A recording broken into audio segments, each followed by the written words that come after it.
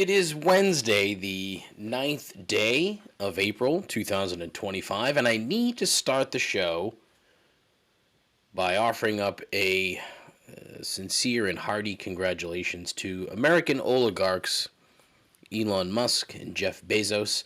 While the proletariat this week were busy worrying about their 401ks, who cares? After the Trump administration thought it would be wise to start a trade war, those two were gifted sweet government defense contracts totaling roughly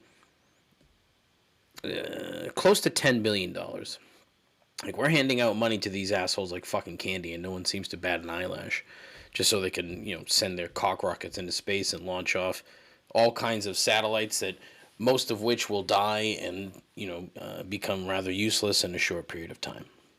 But hey, both sides of the aisle seem to let this slide when the news broke on Friday.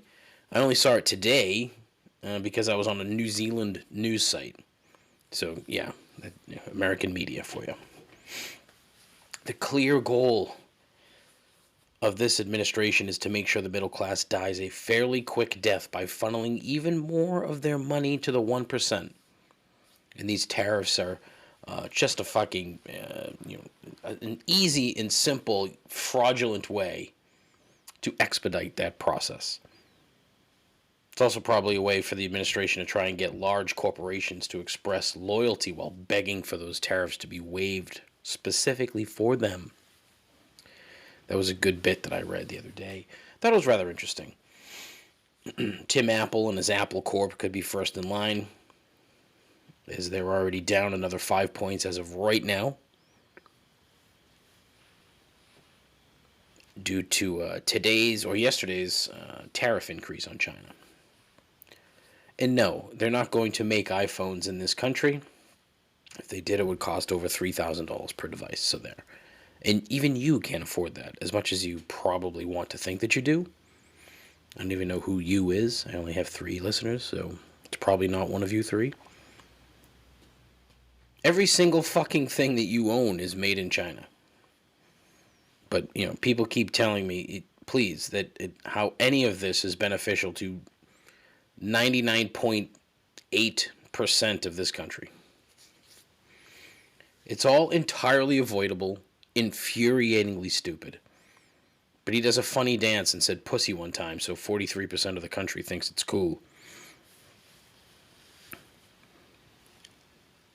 Like, I'm not a panicky Pete here, but, this is now affecting my livelihood indirectly. Well, indirectly. Because there are people who are panicky Petes, and now they're not spending money. And I'm in sales, so there you go. The other thing, too, is the other day the Dodgers were at the White House, and Donald Trump gets up there and says that his take on the Mookie Betts trade was, brilliant. Oh, I saw it. I knew it. Yeah, you and fucking everybody else in Boston 30 seconds after the trade was announced. Like, you fucking nuts, honestly. It never ends. I mean, it will end eventually, but, who knows? Today on the show, that's it for politics. I'm done. It might come up again, but I doubt it. I'm talking about DNA, Alex Ovechkin, snack foods. I was going to talk about Fanatics, like the company that makes the shitty baseball uniforms, or that did last year. I don't know what they're doing this year. I was going to talk about them. I was going to talk about Michael Rubin, the guy that owns the company. Because I don't like any of it. But quite frankly, I didn't have the time pre-show. So I'm probably not going to get to it. But then the show will be finished off with 3 gripes. Finished off right in the fucking face on episode number 183 of Complaints and Observations. Still, a voyage into the mundane and an exercise in futility. Swimming in the absurd while drowning in unearned self-importance. entirely unworthy of your time. It is the world's worst podcast. This is Complaints and Observations with Dave LaPointe.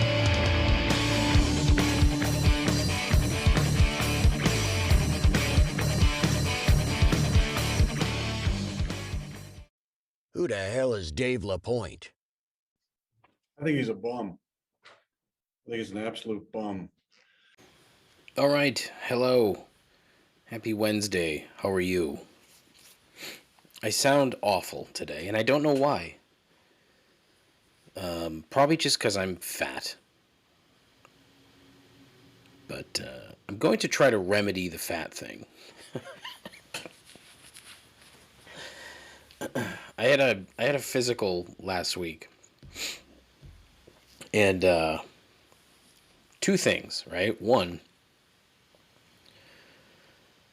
my doctor hires nurses. So this is now the third nurse that I've seen in the time that I've been a patient of his. The first one I only saw one time, and she was delightful. Very, easygoing, very kind. And it's funny, it's been years, like maybe a decade or so since I started seeing this guy. And this is how I remember her, because she was good at her job.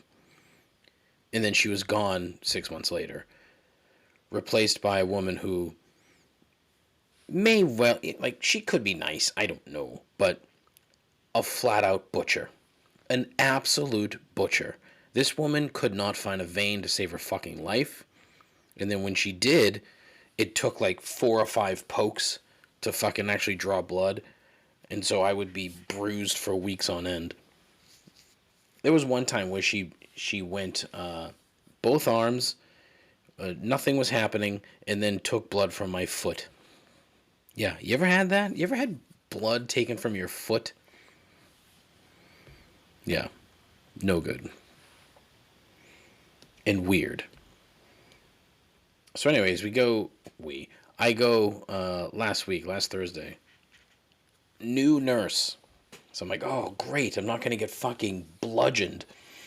Sure enough, what does she do? When she pulls the fucking needle out of my arm, like, I swear she, like, lifted up and pulled to the point where I literally was like, I grabbed my arm. And she's like, oh, sorry, honey. I thought for sure that I would be bruised for life after that one. It lasted close to a week. It's kind of cleared up at this point, but what are you doing? Don't fucking do that.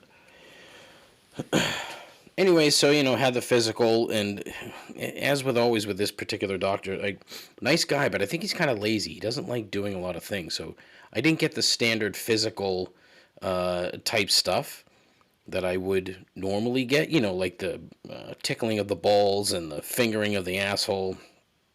That didn't happen. And apparently it's because of my age.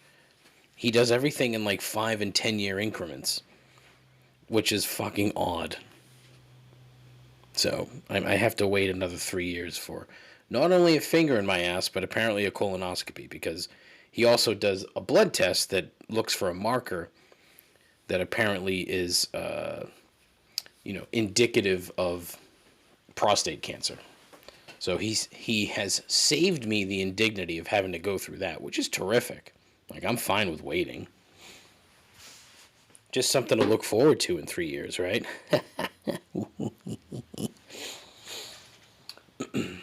But there, I've been getting blood test results, and I go to see him next week, and I'm going to ask him about the GLP ones. And it's a cop out. It's a huge cop out for all of us fatties. But I mean, the thing with being fat, right? It's not even so much the being fat part. I've been fat my whole life, so I mean, like, I've managed, I guess, right? But I'm at the point now where things are starting to hurt.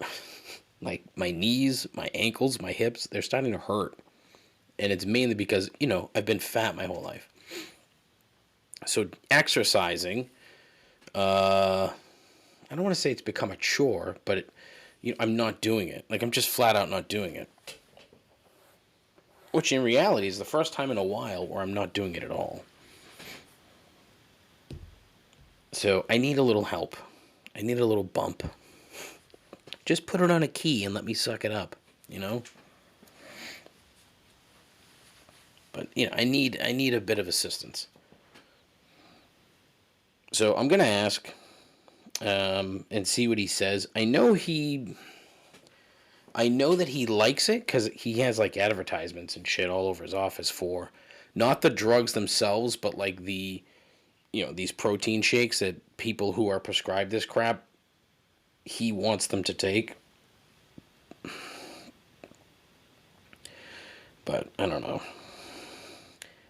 We'll see.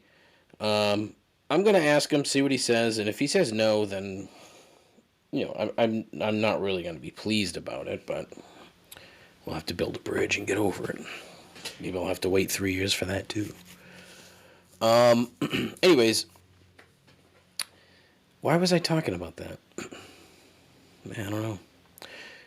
This is gonna be one of those episodes that, you know, while also total shit, is gonna be like, I don't know, a flock of sparrows fighting a windmill. No one really knows where the fuck it's going to end up. Where should I start? We could talk about the Red Sox. So, last week I said that they sucked.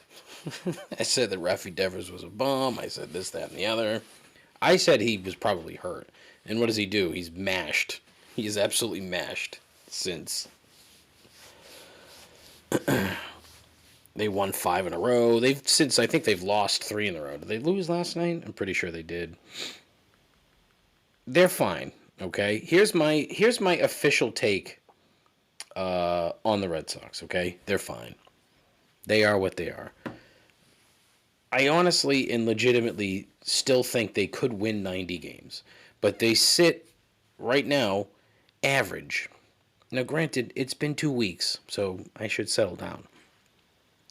But the number of people who are, especially last week after 5 in a row, in a big huff about, oh, there's something special with this team.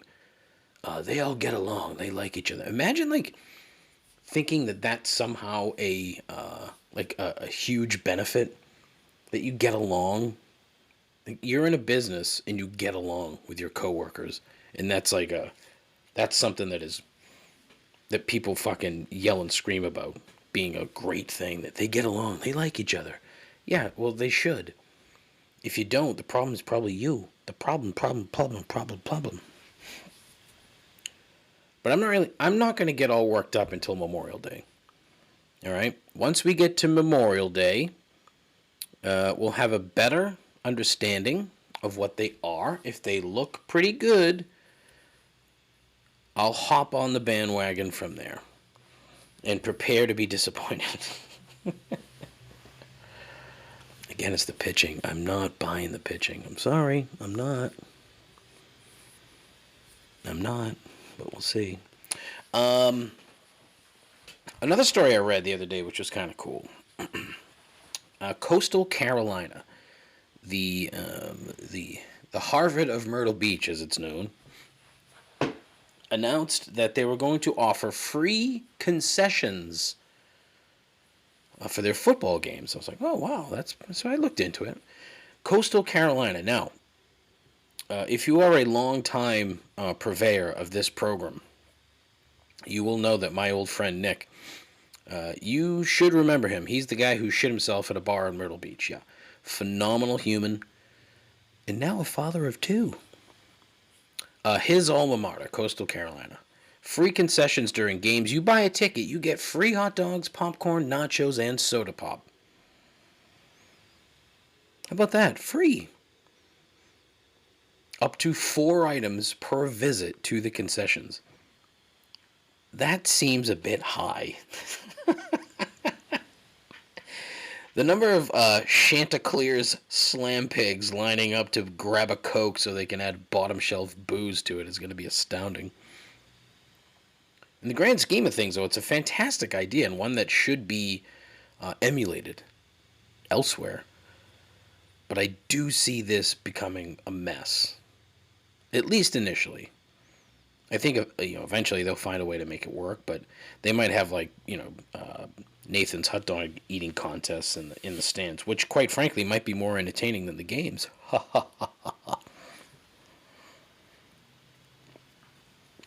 But it's the sort of thing that if someone's paying gobs of money for a ticket, right, and the actual cost of what your concessions is, which is pennies on the dollar, like you need to rethink these things, right? One of the coolest things was in Atlanta when Jen and I went to Falcons game, 3 years ago now, was the concessions. And, I was blown away at how cheap it was. And it's not bad. Now, here's the thing with Atlanta, right? It's in an area where, like, tailgating, I don't want to say it's not a thing, because it's a thing, but they don't have, they don't have the massive expanse of parking. They have some, and my guess is that season ticket holders get the parking as opposed to the general plebes.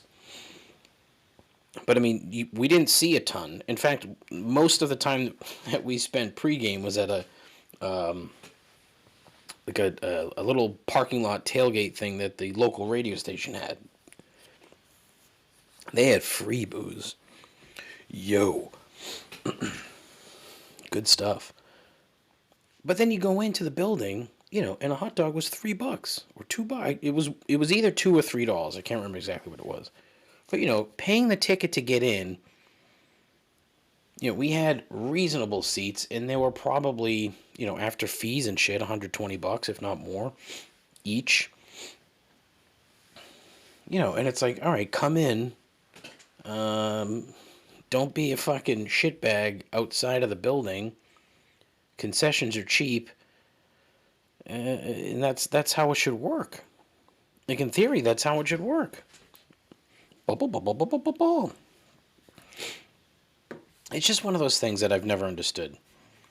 Like, you're making a shit ton of money from parking, a shit ton of money from tickets, and your concessions are still obnoxiously expensive. So you're still making a shit ton of money there. Like, when you go to Gillette for Patriots games, right, the parking across the street from the building is now free. That's great. Terrific. It's chaos out there sometimes, but it's great. Like, that's how it should go.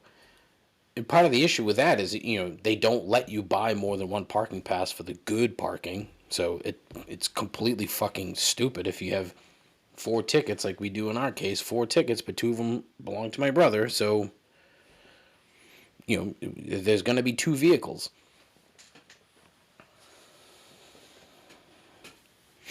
Foolish, man. Foolish. So, yeah, Coastal Carolina. Go down, see a Chanticleers game. I want to say it's Busch Stadium, but it's not Busch Stadium. It starts with a B. I can't remember what the name of it is. In Myrtle Beach, South Carolina, which is just fucking terrible. Great golfing. Like, terrific golfing, but that's pretty much where it ends. Yeah.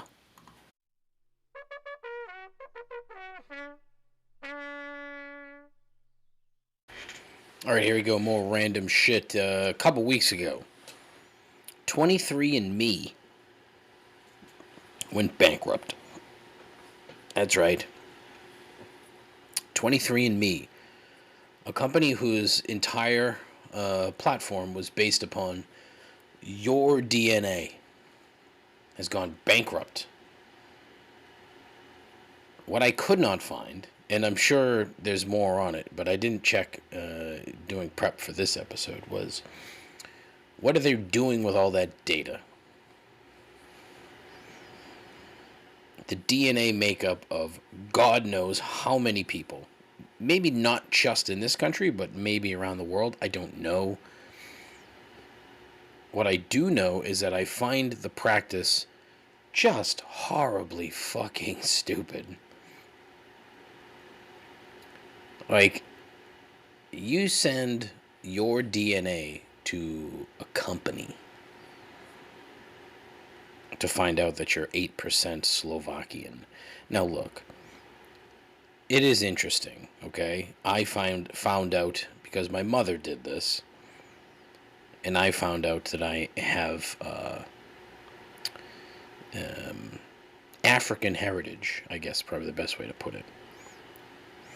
My mother is 14% African, which would make me 7% African. Two totally different African locations. One was Central Africa, and the other one was coastal, which is probably just Portuguese. But look, it's interesting. However,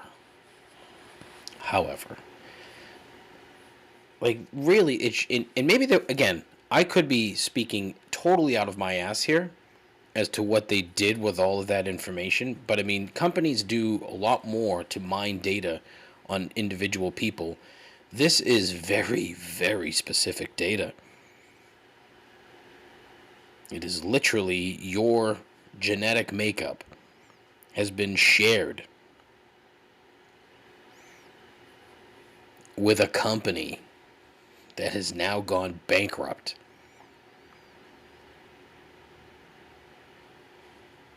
Like, I kind of feel bad, like, talking about this, because I haven't done the appropriate amount of research. But it's so fucking ridiculous, honestly. It really, truly is ridiculous. That somebody would just send your genetic makeup to a random company and hope that everything goes well.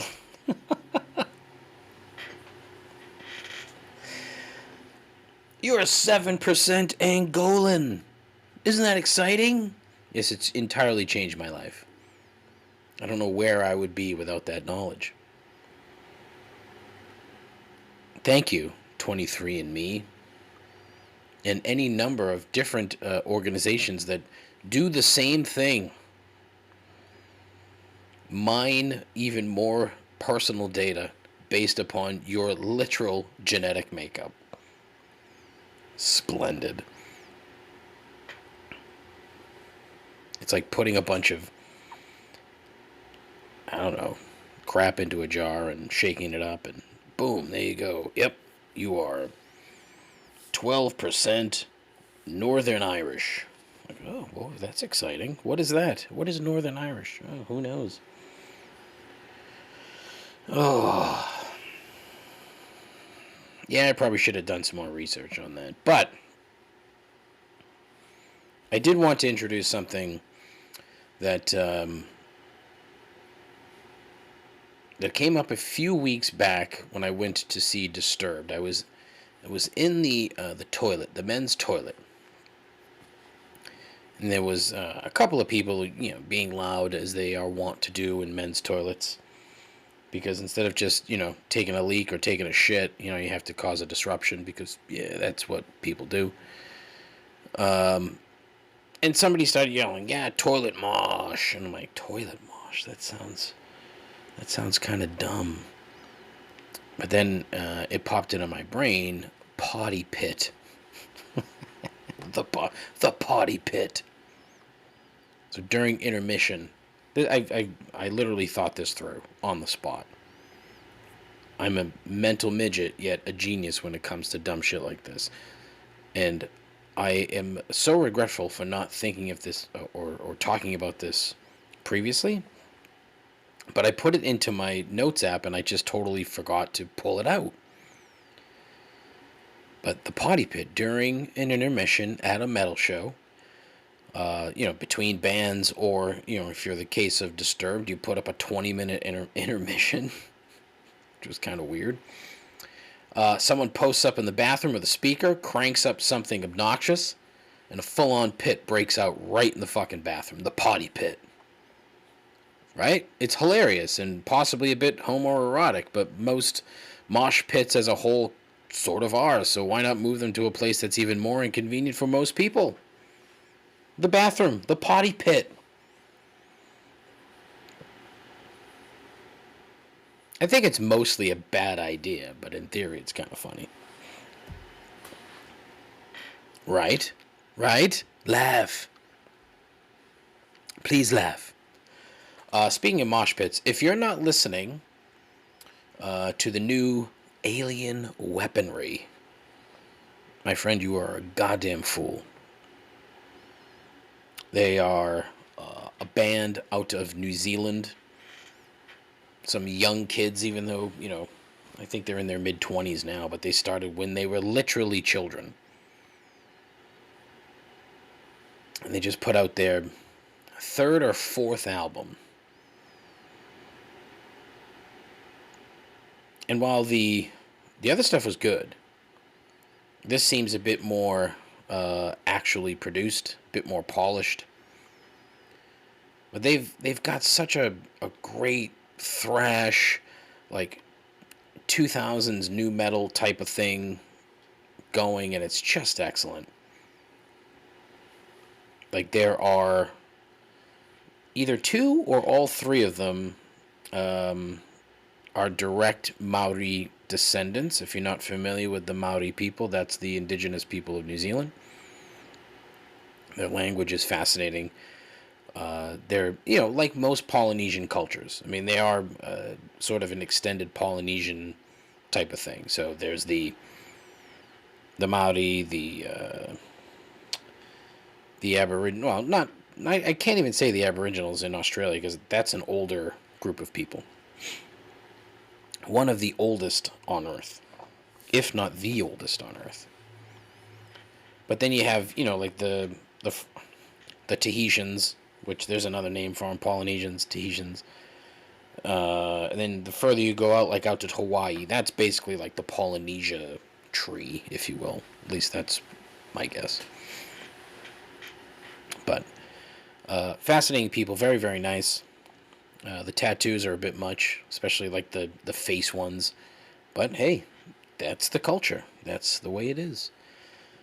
So these guys, they fucking shred. They're fantastic. The new album is excellent. I strongly suggest you check it out. The first single off the new record was called Maumoko.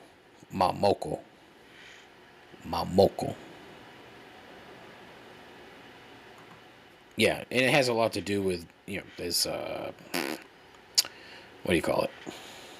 Like the tattooing and all kinds of crap. I'd like to get more into it here, but my train of thought is gone.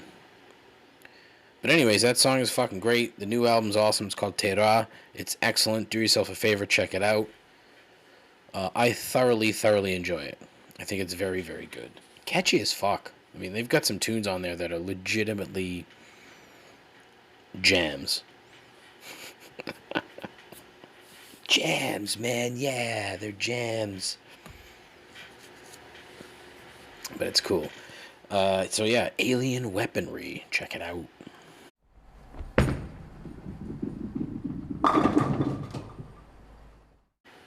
All right, one of the big stories here over the course of the last few days, I guess, is Alex Ovechkin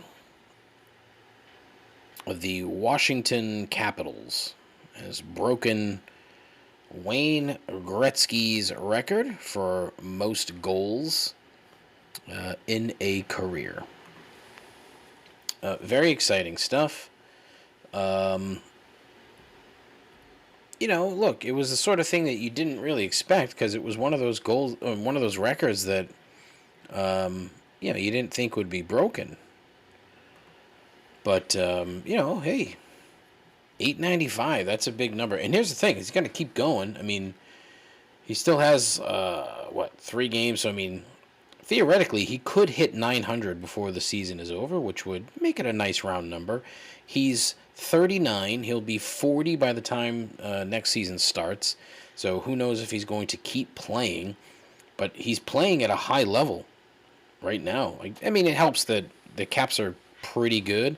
I think they're a bit fraudulent, almost like the Bruins a couple years ago when they, won, set a record for most points in a season. You bowed out in the first round. But I mean, it's cool. Like, anytime you see a big record like that, if you're a sports fan, it's kind of cool, right? So, a hearty congratulations to him and his dear friend Vladimir Putin for breaking that record. That's great. I'm sure Putin will say he had a lot to do with it because they're good friends. Monster achievement from Ovechkin. But being the contrarian that I am, I had to look for some things to shit on. And I think I found, at least in my feeble, tiny little brain, I think that I found some stuff. His ties to a dictator are obvious and really just shooting fish in a barrel, but it's kind of funny, so I had to mention it. However, there are a couple of legitimate statistics that I wanted to point out. Right? First and foremost, you need to remember that these guys both played literally the same number of games. 895 for Ovechkin, 894 for Gretzky over the course of 20 years. So the amount of time on the ice, very similar. I didn't go that deep in terms of like minutes played. I could have, but I didn't. But I did find some other stuff, okay?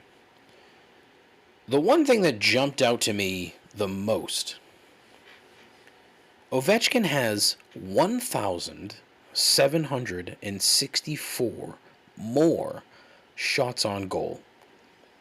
That is fucking insane. Insane. So, I mean, legitimately took at least 2 more shots per game than Gretzky did. And I think part of it is, obviously because Gretzky was passing the puck, which is something that Ovechkin is not entirely proficient at. I mean, look, he's fine. But, I mean, he's never once, led the league in assists, right? He's only led the league in points one time. Right? Right. But I mean, just like that number jumped out, really hit me in the fucking face. So just the sheer volume of attempts on goal is much higher than Gretzky. Like, if Gretzky put in, I don't know, another 5% of those shots, he probably would have 950, 960 goals. But 1,764 more shots on goal after Ovechkin's last game, which I think was the game that he broke the record, right? No, it wasn't. Wait, yes, it was. That was the last game that he played. He plays tomorrow. But how fucking crazy is that number, right? But another one is that he has 119 more power play goals than Gretzky. Which, again, if you want to get fucking ticky-tack and picky, he put the fucking puck in the net 119 more times when they had a distinct advantage on the ice. And where he was able to just fucking camp out in the face-off circle on the left side, or right side if you're the goalie. Just camp out, stand there, and wait for the one-timer and slap it in. That's his whole game. 119 more. He also had 11 more empty net goals and 7 more penalty shot goals. So it's just, in my opinion now, an entirely garbage record.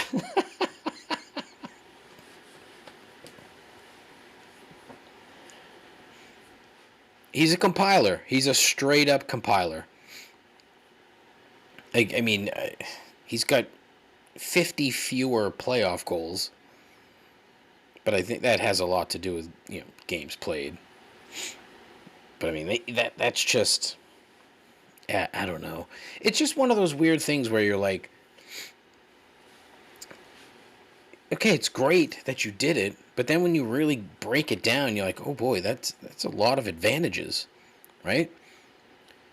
an awful lot of advantages by just, yeah, I don't know. I mean, you're looking at 137 more goals than Gretzky on shit that was entirely advantageous to him, as opposed to being, on even footing.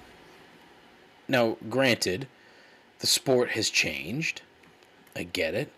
But the sport has changed and is tilted in the favor. Well, no, I shouldn't even say that. That's not accurate. It's not really tilted in the favor of anything. So, I mean, whatever. It is what it is. But, man, how crazy is that? I mean, then you could also kind of, like, mess around and be like, well, Gretzky only had 577 penalty minutes in his entire 20-year career. Whereas Ovechkin has 831. So, there's the time on ice. Now, see, they don't have a time on ice stat. They didn't even start keeping time on ice until, 97? What? Oh, wow, that's fucked up.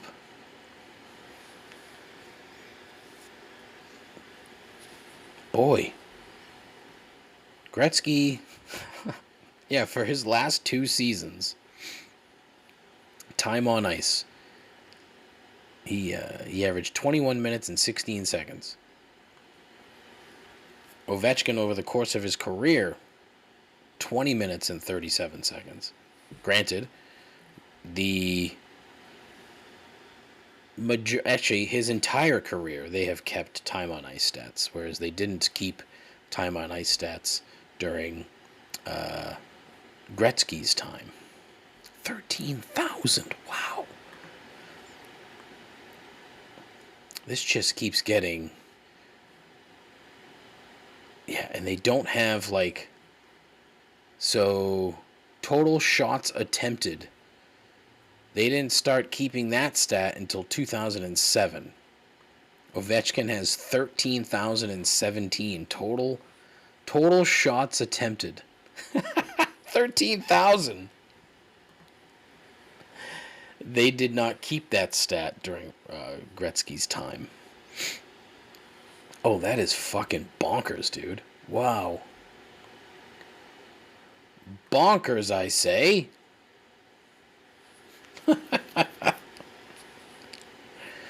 Fucking Gretzky had 215 points in 85-86.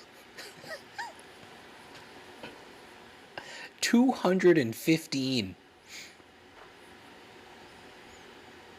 The year prior, he had 208, and he was a plus 100. Just fucking stupid. Just dumb. 92 goals in 81-82, and he was 21 years old. That's so fucking crazy.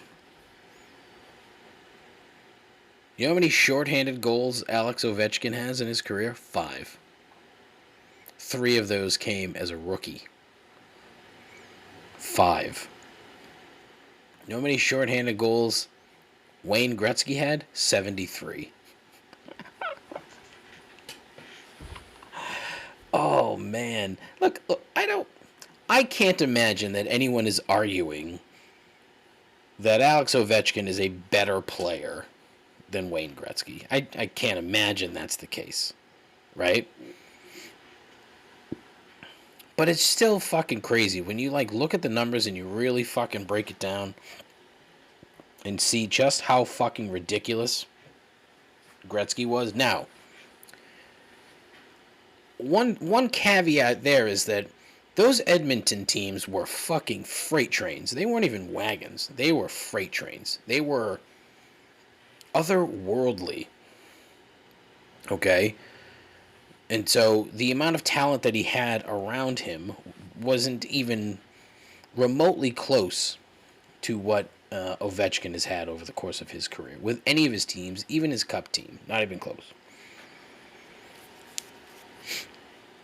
But, like, even when Gretzky left and went to the Kings, like, he was still putting up 54, 40, 41, 31, 38. That's nuts. He kind of sucked with the Blues, though. 21 points over 18 games. What a bum. It's sad to me that Wayne Gretzky played 3 seasons with the fucking Rangers. Gross. I mean, you could spend all day just looking at this dude's fucking stats. Like, honestly, it's fun. It's fun.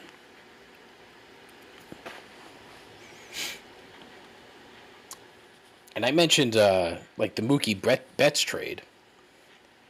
How did, like, look at what fucking Edmonton got when they traded Gretzky. I mean, boy, did they got nothing. They got nothing. They traded the best player in the history of the game for 3 first-round picks in Jimmy Carson. Jimmy Carson, NHL 93-94 on Sega Genesis, legend. Jimmy Carson. I mean, decent enough player. But, I mean, holy fuck. What? You traded Wayne Gretzky. Imagine having that, like, hang over your head for the entirety of your career. He stopped playing at 27, Jimmy Carson. Now, see, look, this is a fun show. I should do this all the time. Just random, and this is something that, this was a show that I had thought of once upon a time, to do like a random date, right? And then go to any of these, like reference pages, hockey, basketball, baseball, football, and pull out, like, put in a date and pull up a box score and talk about that game. Just by looking at the box score. You want to talk about a wet dream for people my age? Like, if it's just like 80s and 90s baseball, I would have massive numbers. Massive numbers. Just nostalgia bullshit.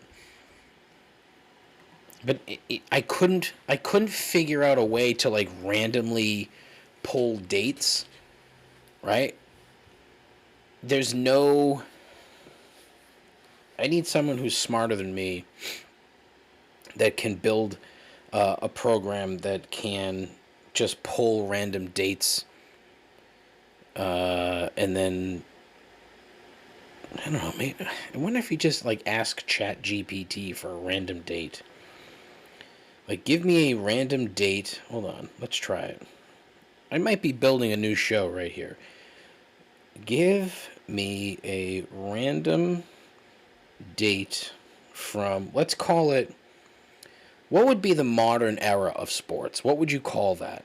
Like, it would have to be post-integration.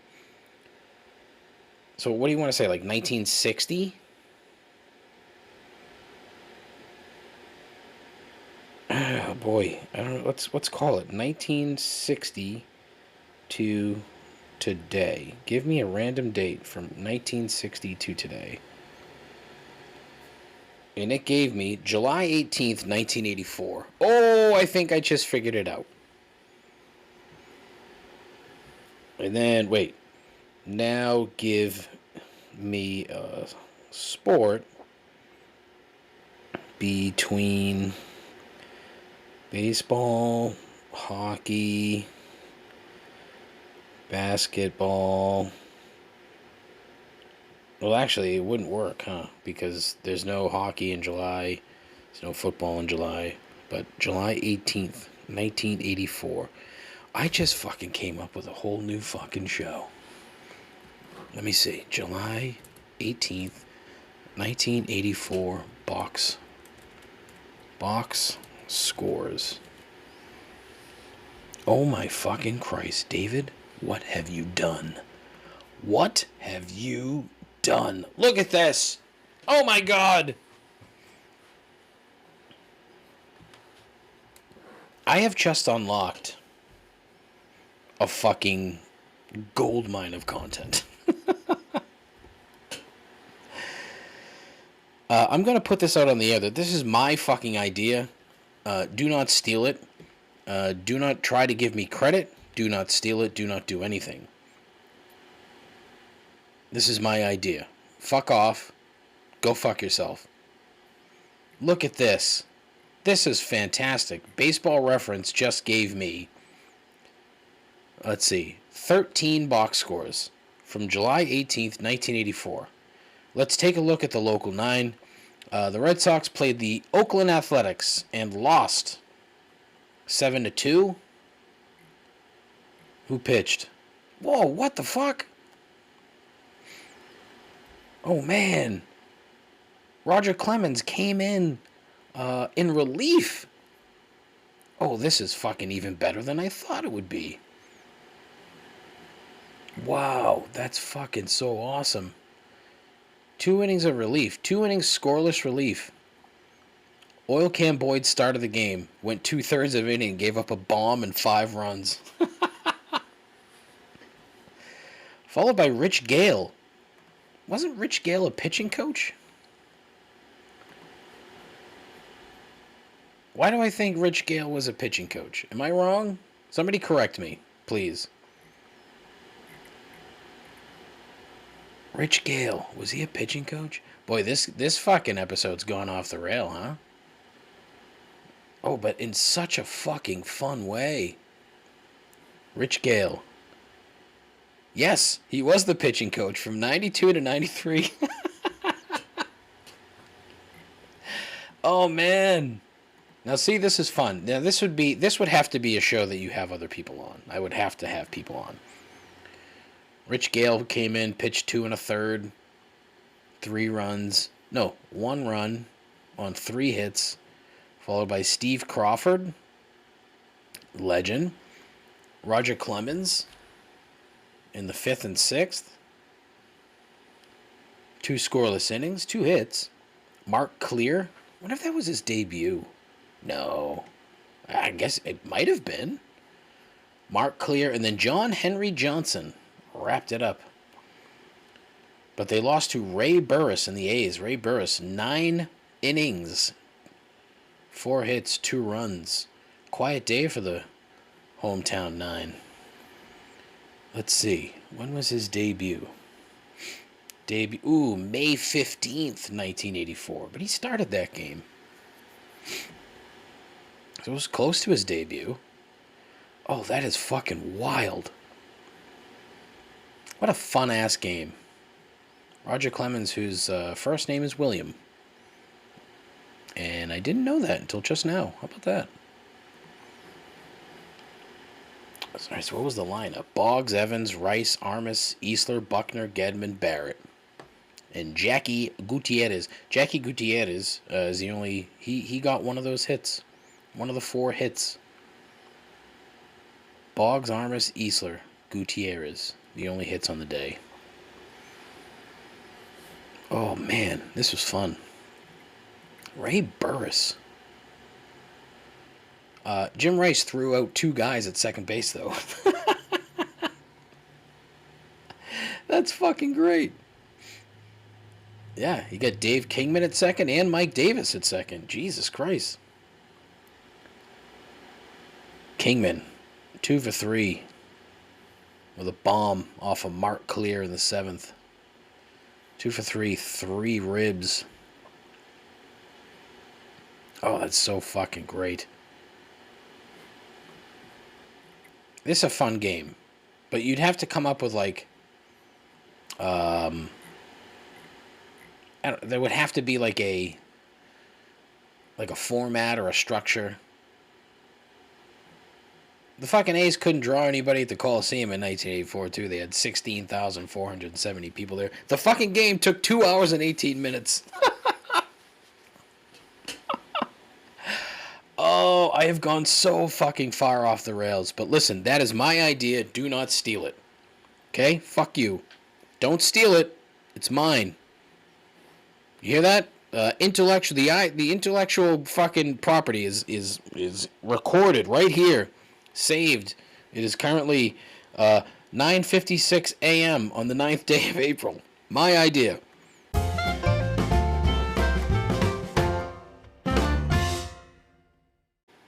I have half a mind to cut that whole part out. Because it's such a fucking great-ass idea. And I get so few of those, okay?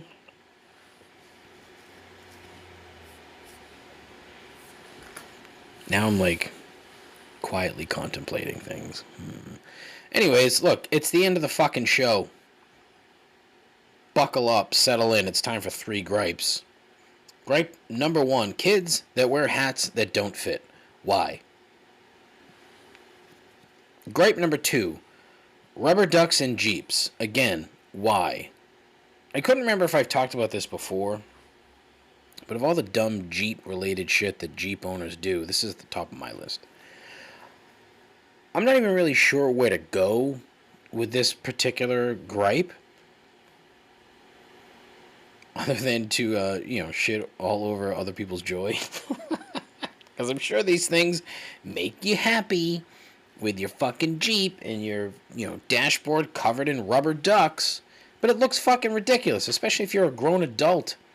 If you have one there, fine, I can overlook that. But 40? Like, get fucked, mate. Honestly. It looks so fucking dumb. And it's like, spreading, like, the happiness of owning a Jeep. Like, again, what could the Honda Fit Click come up with? What could we put in our dashboards?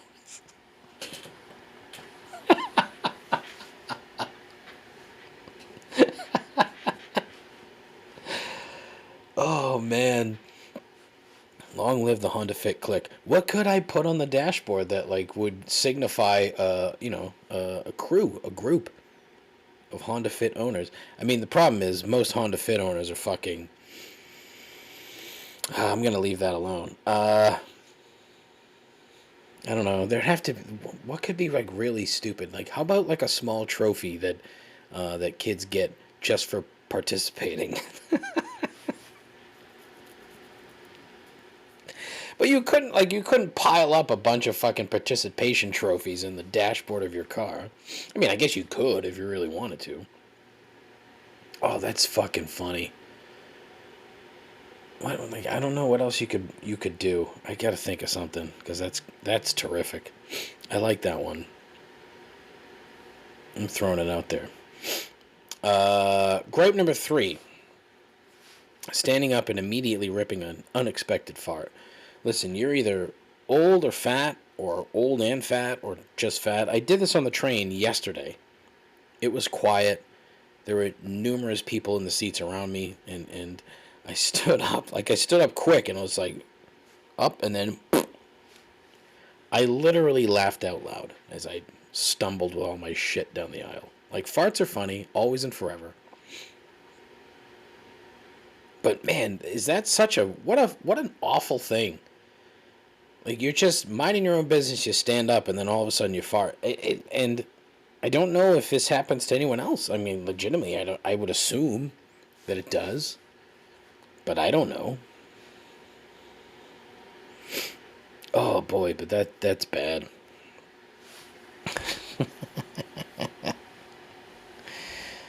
Oh, boy. Oh, Jesus.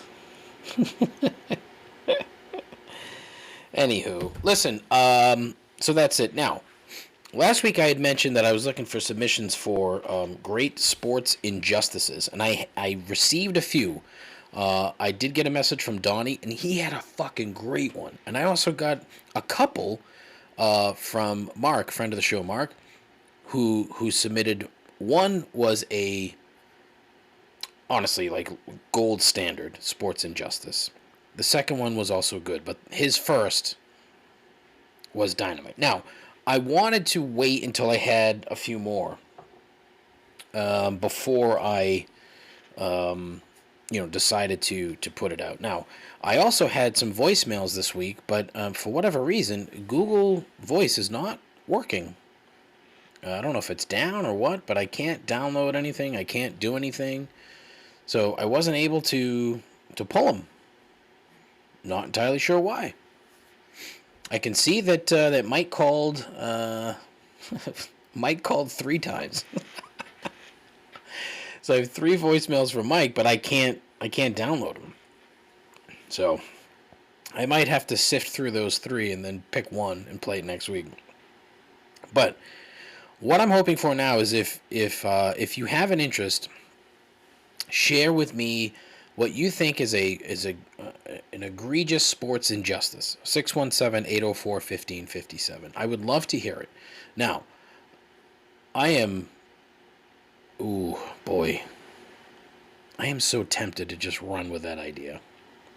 I don't have fucking time for that, though, do I? No. Plus, again, I would need a co-host. I need a co-host to do that show.